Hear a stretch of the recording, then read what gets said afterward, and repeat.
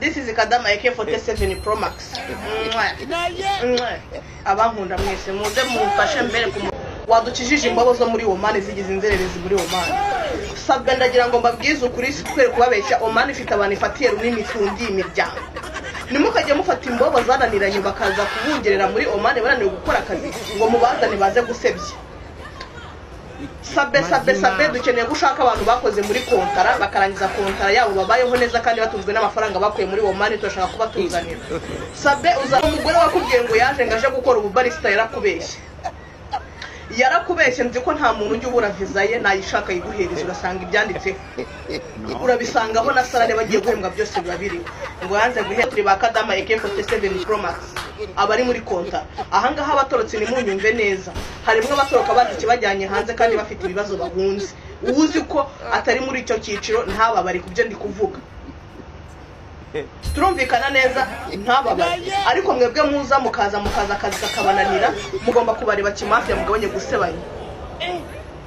mugabanye gusebanya noneho we wa mugore we sabe uwo mugore yakubwiye abanaga nawe wapfuye Oman yamuhigishaga uruhindu ni wowe wirirwa gatorotse abana bavana muri kontara kubera gushaka amafaranga uko yakubwiye ko no kugira ngo amutorotse yamuhaye iki amafaranga yabaga ari business ubu nibi gutangaza uwo mugore wicaza ngo arimo gusebya barabisa dushobora kuba akatemeye kwinjira muri Oman ashobora no gushaka viza imujyana Qatar, Iraq, Lebanon, Saudi Arabia, Dubai n'ahandi hose kandi arimo aratuka abarabu mwicare mukore mugabanye gusebanya hanjye mbareba kimafia sabe turakubujije mugabanye gusebya Oman idutungiye imiryango basingwa maza bamwe turakora tukishira abana amashuri tukabishira mitiweli tukabajyana kwa muganga izo nzererezi z'abagabo ziba zarabatubyaje zaraziye zibungera nka roho ziba zimeze Hello, mnaho neza bakunzi ba Hope Media TV nizere ko mumeze neza aho muherereye hose mu mpande enye z'isi dutuyemo. So cyari igihe kinini cyane tudaherukana mutambona kuri kamera.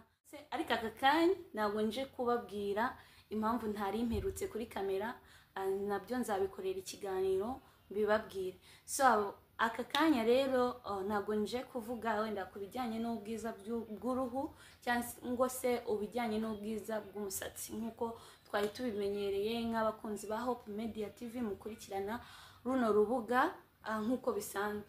So uyu munsi rero hari ikiganiro nabonye kuri channel runaka ntabwo ari na ngombwa ariko wenda shobora kuba hari bamwe nda babonye ko cyane abantu tukunze gukoresha imbuga nkoranyambaga cyane cyane YouTube.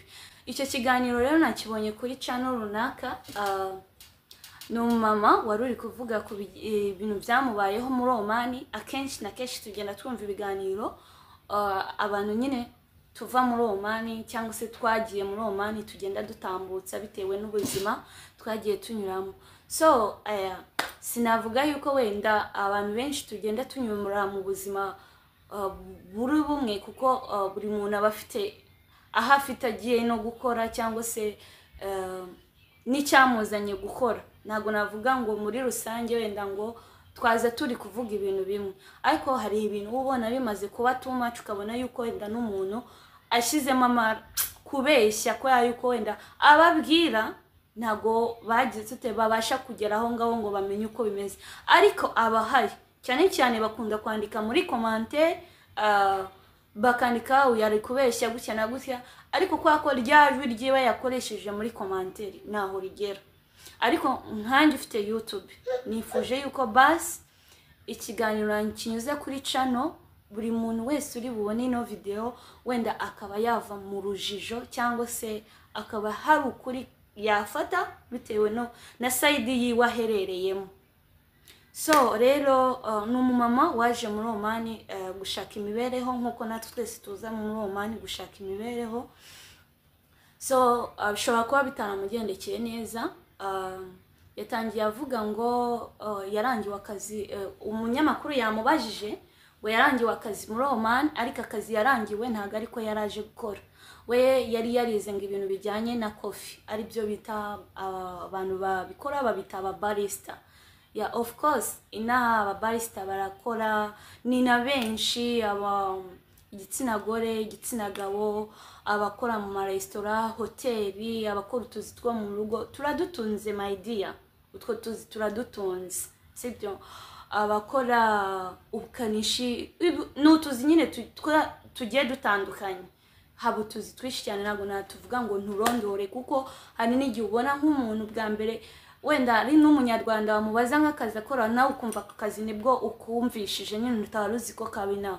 So rero ahantu yaje kuvuga ati umushuti we amurangiye akazi, amuhuza n'umubosi, umubosi amubonera ibyangombwa. Yes, kugira ngo uze ugomba kuba ufite visa, kontra na tike y'indege umubosi yakurihiriye, sibyo? Ariko ikintu cyanangaje ngo ntago yaraje gukora aza akazi, aje yakamenye akazi yaraje gukora ko gahindutse ageze ina. Ese my dear, ko ubu ufite visa yanditseho n'umurimo uje gukora, ni gute utamenya ngo akazi uje gukora kariko? Kariyo mpamvu wenda tujya tutuma nk'inshuti natwe ziba zaduhaye nka map yo kuza cyangwa se zaturangiye, dutuma wenda zigira n'uwo mutima mubi. Wowe ndakurangiye akazi, ndagufashije murangiye akazi nkubwe, ntago sinumva yuko umunyarwanda mugenzi wawe mwavugana ku bijyanye no kukurangira akazi hano hanze, cyane cyane muri ibi bihugu by'Abarabu, ngagiyeho kukubeshya. Cyane cyane abanza kuba yanaguhereza n'iki se n'amabwiriza n'ubwo ugomba kuba muri iki gihugu n'uburyo ugomba gukoramo akazi. Abantu benshi nta muntu ukunda kuba yakubeshya ngo iki. Cyane cyane turabizi yuko tuba tuje no gukora utuzi two mu rugo, tuba tuje gukora utuzi two mu rugo kuko na visa biba byanditseho, haba handitseho housemaid visa, sibyo? Hari n'izindi visa ziba zanditseho bitandukanye bitewe naho wowe wapurayinze n'akazi uje gukora. Ariko niba uzi ko wize icyo kintu ugisobanukiwe ukanagihererwa na visa ko ari cyo uje gukora muri icyo gihugu, ni gute utamenya akazi uje gukora? Gute umenya akazi uje gukora ugeze muri iki gihugu? Ikindi ahantu wabeshye ngo umushahara ngo w'amareyali 65. My dear, 65 yego harimo amafaranga menshi yo mu Rwanda 200,000 na, ariko ntago ari ayo mafaranga batangiriraho umuntu mushyashya uje gukora amafaranga. Niba mbeshye mu byandike muri comment. Ntago ari ayo mafaranga abanyarwanda baza batangiriraho. Yego ibindi bihugu hari igihe biba biri hejuru bitewe nuko bafite ambasade ni ibavuganira n'umushahara. Tuvuga igihugu cy'u Rwanda niba gifite ambasade muri Oman, iyo ambasade igomba no kugena n'umushahara w'abanyarwanda bagomba guhembwa bitewe n'akazi baje gukora. Ariko twebwe nta ambasade dufite, sibyo? Urugero nakubwira nk'umunyafilipine ntago ahembwa amafaranga amwe na yacu, umubangladesh ntago ahembwa amafaranga amwe na yacu, ntago bishoboka. Ifilipine bafite embassy, umunyafilipine ashobora kuba ari gutangira mu mareyali 150, 160. Bafite embassy bavuganira, n'embassy bizi umushahara ku buryo n'umuboss adashobora kurenga ku mategeko na embassy nayo iba yarashizeho. Ikindi uzi ufite kontara iba yanditseho n'umushahara uje gukorera. Gute umuntu ushobora guhaguruka mu gihugu ufite kontara utanabanje gucekinga n'umushahara uje gukorera? Yego wenda abantu baje mu bihe byo muri za 2022 icyo gihe wenda hari igihe batasohoraga kontara, ariko n'umu agent wakurangiye akazi yabaga yakubwiye umushahara uje gukora n'akazi uje gukora.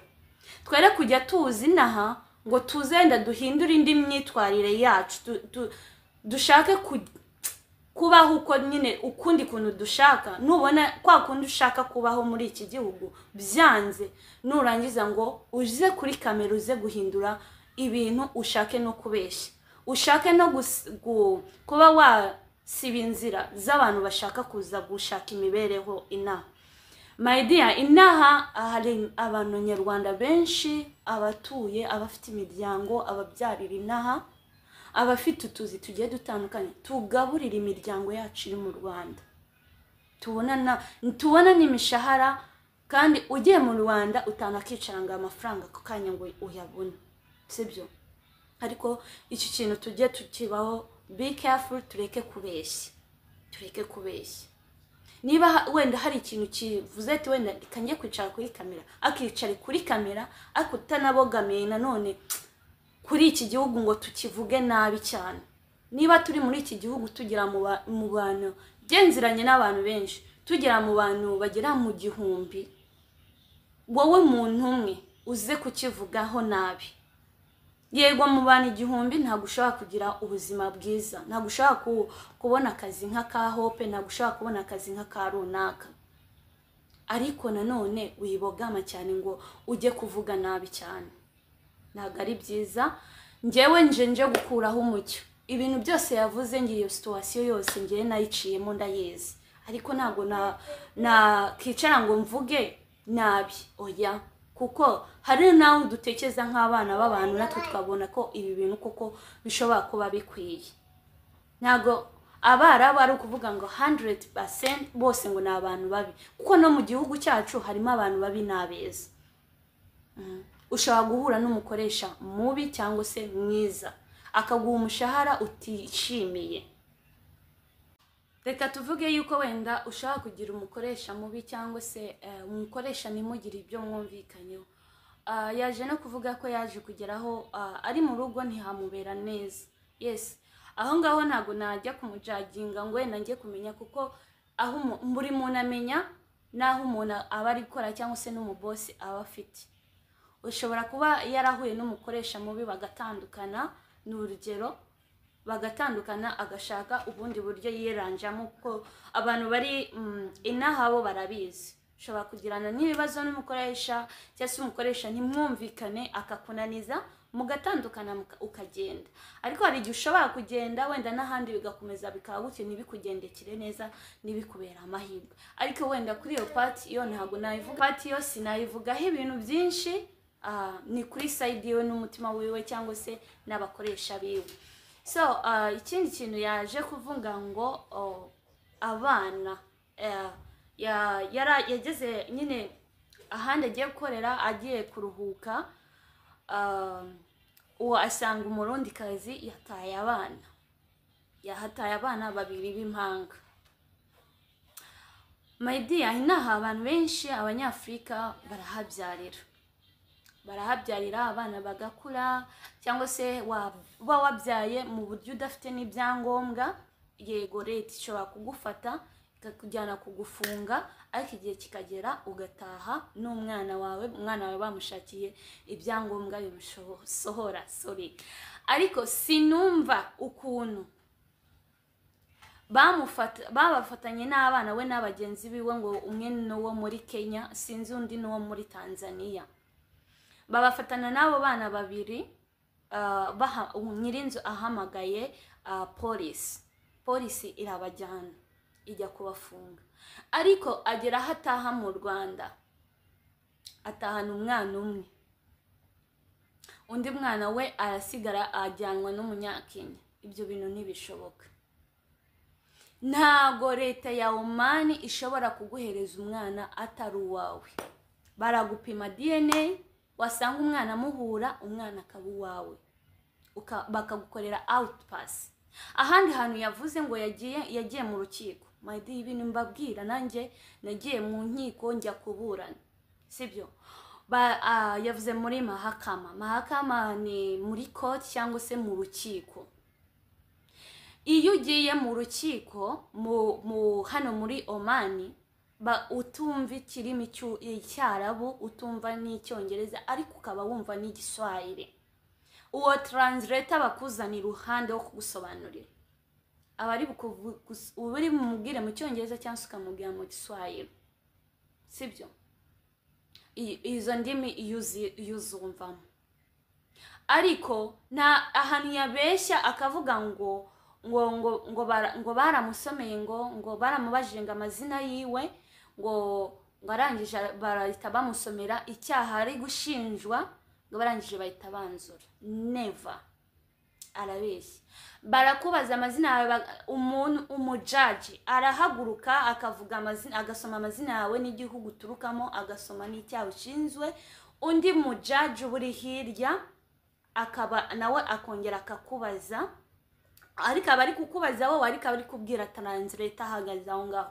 Translator nawe akakubaza ati iki cyaha iki n'iki, gutya na gutya wakoze gutya, ukisobanura. Translator itabibwira abajaji, ariko ntabwo bakuvana mu rukiko aho ngaho wowe nawe ubwawe utisobanura. Oya. Kandi niyo bari kugukorera statement kuhera kuri police station, uhera kuri police station ukajya public prosecutor, aho bita nko ku murenge nko mu Rwanda. Ukajya ku murenge bagagukorera intuza statement, ibahita bohereza mu rukiko. Urukiko baguhereza urukiko nyuma y'iminsi 30, ariko ubufunzwe. Nyuma y'iminsi 30 irangiye ujya mu rukiko, abajaji bakakubaza na translator baguhagaze iruhande, bakakubaza ukisobanura. Ariko ku kibazo cy'uyu mama ntabwo abajaji yaba yarafite case ijyanye, case nuko bamusanganye nabo bana, never. Yari afite indi case, geni ko mbitekereza, yari afite indi case. Noneho ubwo ngubwo bamubaza case irangiye, nibwo kumukorera biriya bipapuro mwabonye out pass isohora umwana na mama wiwe. Ntabwo bashobora kugukorera out pass na leta ya kuko banabyohereza ngira ngo no mu Rwanda, kugira ngo iyo out pass soke barayohereza no mu Rwanda. Ni gute bashobora kugusohora out pass umwana atari uwawe? Wenda ushobora kuvuga ngo ntabwo bakoze DNA. Oman uri mu mategeko bakoresha amafaranga yabo, sibyo? None hiri kameme yuri kuburana uri utari n'umunyagihugu wabo, ariko iri muri gereza njyewe sibyo. None nta nubwo ushobora kujya muri gereza uwo mwana atari uwawe. Ntabwo bishoboka, ntabwo bishoboka. Umwana njyewe ndahamya yuko umwana wawe ari uwawe 100%, ahubwo nibyo washatse kuba wahisha, ukashaka kuba wakora prank. N'umunyamakuru wagukoresheje ikiganiro nawe byamucanze, ariko nawe yakabanje kuba yanakora nk'iperereza mu gihe agiye kuguha ikiganiro. Ariko ahantu none yabeshye avuga ngo baramubwiye ngo nutajyana uyu mwana ngo barakwica. Never, ntabwo bishoboka. Nta nubwo muri gereza, nta nubwo n'umupolisi aba yemereye no kugukoraho gutya cyangwa se nganagukubita. Muba mufashwe neza, mubwirwa amagambo meza, nta ushaka kuguhungabanya.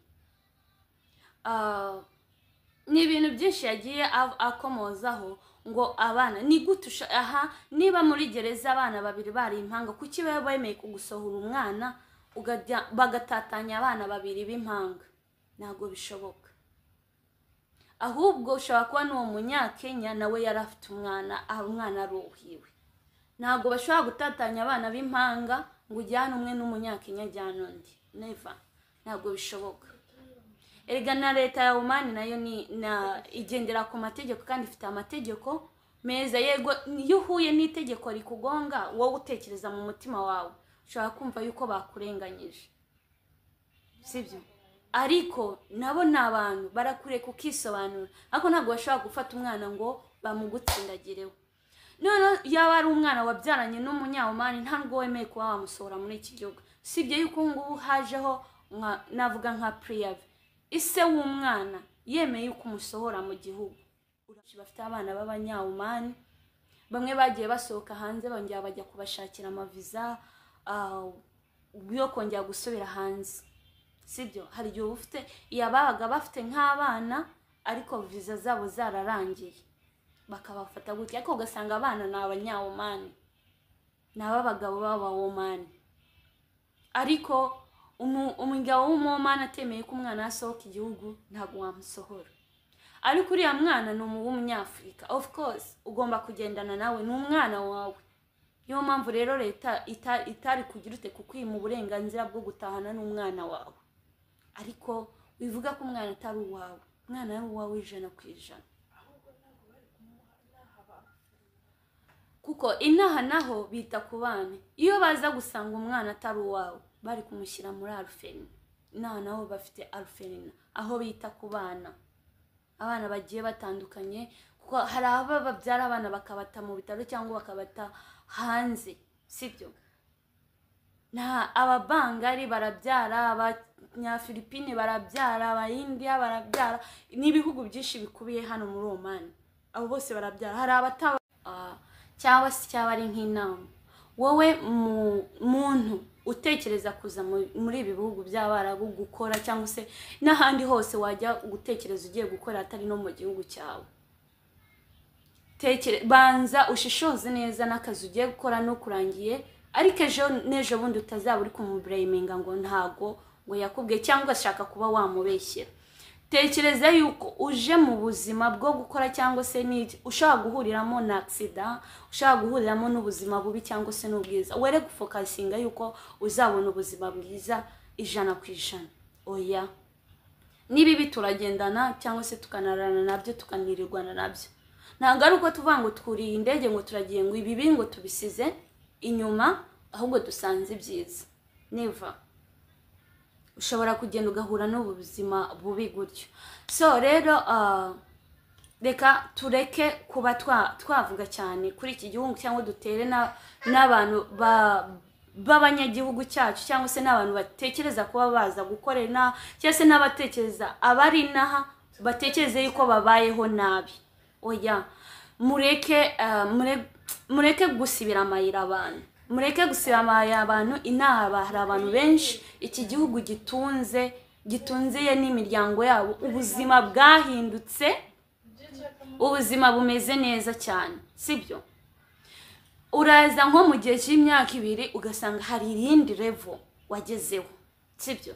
Rero niba mu gihe cy'imyaka 2 hari indi level wagezeho, ntago ari ukuvuga yuko Oman nta kimariye abantu, irakimariye. So tureke rero kuba yuko wenda ikintu kibi cyakubaho cyangwa se ngo wowe ibyo watekerezaga washakaga mu mutima wawe bitabaye, wumve yuko ushaka gusibira n'abandi mayira bashaka kuba baza guhahira muri iki gihugu. Hari ababyeyi benshi, abamama, abapapa batunze imiryango, abakobwa nabo bategura future yabo, bategura ubuzima bwabo buzabwaba neza. Ko niba waraje uri nawe uri umukobwa ugataha ufite nk'izo miliyoni 2-3 kuri konti, cyangwa waranaguze n'ikibanza, hari aho wavuye hari naho wageze. Tureke gusebya iki gihugu ngo ushaka ibintu biremereye ari byo ugenda uvuga uri gusebya ngo sinzi ngo barongoza imbwa n'ibiki, n'ibintu byinshi.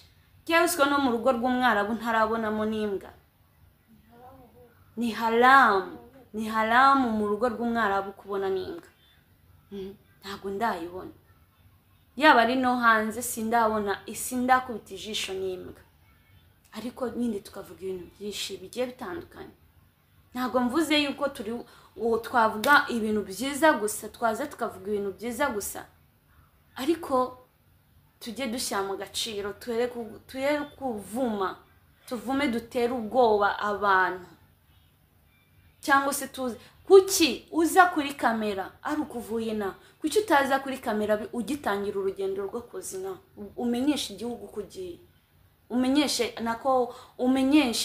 umenyesha abantu ko ugiye muri Oman, banagukubitire n'iryo sengesho basi. Ariko uvuyeyo kuko we ibyo watekerezaga bitagenze neza. Kandi ikintu nahereza nk'inama nk'abantu baba bari kumva cyangwa se bajya mu matwi ko bati ngiye gufata urugendo rwo kujya Oman cyangwa se mu bindi bihugu za Qatar, Saudiya, Dubai n'ibihugu by'Abarabu, cyangwa se no mu bindi bihugu byo hanze, kuko ntago uri mu gihugu cyawe. Witekereza yuko uje muri ambiance, uje gukoresha amaboko. Cyane cyane muri ibi bihugu nta munebwe uje gukoresha amaboko yawe. Ntabwo uje kwicara, amafaranga ubona uba wayakoreye wayavunikiye, ntabwo ari ukuvuga ngo bicara ngo bisa amafaranga urabona ngo ba no, ugomba kuba uje gukora. Nta muntu w'umunebwe ukwiye kuza muri ibi bihugu wumva ko uri umunebwe, basi byihorere. Bitekereza yuko kumva yuko ugiye kurira indege, ugiye usohotse igihugu, ugiye mu buzima burenze ubwo wari urimo. Yes, ushobora kumva bukanarenga pe, kuko buri muntu aba afite dosiye yiwe y'ubuzima nyine tugiye tubamo, bukanarenga. Hari ingene nanone bushaka kuza bukajya hasi, down, kuko ni dosiye yawe uba ufite y'Imana yakugeneye. Tekereza ko ugiye guhinga. Nk'abantu babyuka mu gitondo bagiye guhinga, yegura isuka azi ko agiye guhinga, ariko agiye gukoresha iki? Amaboko. Uko yagiye mu gitondo ntabwo ariko ataha nani. So rero nujya utekereza ko ugiye mu bihugu byo hanze ugiye gukora, tekereza ko ugiye gukora nyine, ugiye gukora, ntabwo ugiye kurera amaboko. Reka nsoze niyo kurambirana cyane, ariko twavuga byinshi bukira bugacya.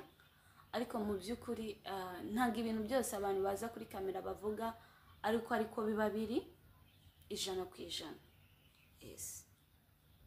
So rero ikintu navuga, twihangane pe, twere kuba twafunga amayira y'abantu bakeneye kuza kuba babona imibereho, cyangwa se n'abari naha turi gushaka imibereho, ugasanga nyine amayira nayo aranze. Ukeneye kuza gusura famiye yawe, ukeneye kongera gusubirayo, kongera gushaka imibereho,